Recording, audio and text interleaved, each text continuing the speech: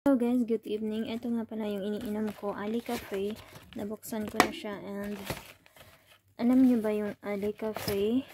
Yan, ganyan. Ali Cafe Classic Instant Coffee 3-in-1 22 sachet. Yan siya. So guys, ang lasa pala niya is matapang siya pero creamy. At ito naman yung ginagamit kong mug.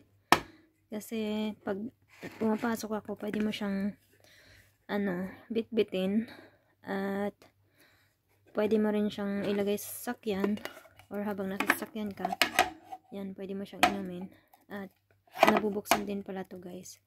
Ayan guys, stainless siya, ganyan ang itsura niya, yan, stainless, at pwede mo rin siyang ilak para hindi matapon yung kape. So, may Nescafe din ako dito. Original. Minsan yan ang tinitimpla ko pag umaga. At minsan nagdadala din ako sa work ko. Para hindi makatulog.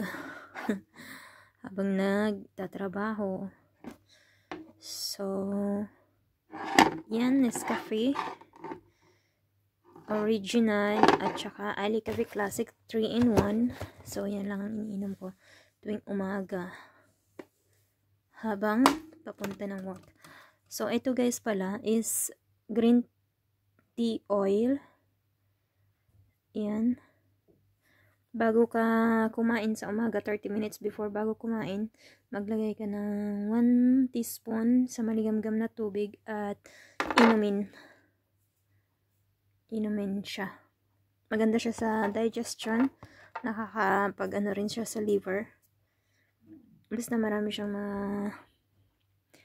benefits pag nag-inom ka ng green tea oil.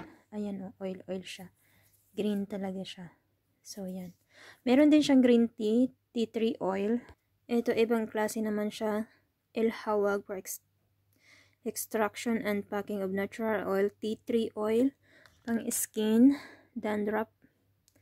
Yan, ganyan.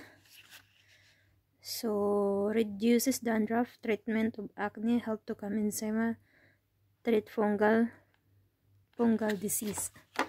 So, yan naman siya, tea tree oil. Ito naman is green tea oil. Pwede siyang inumin. Ito is for skin and scalp, ganun. So, guys, thank you for watching. I hope you like it.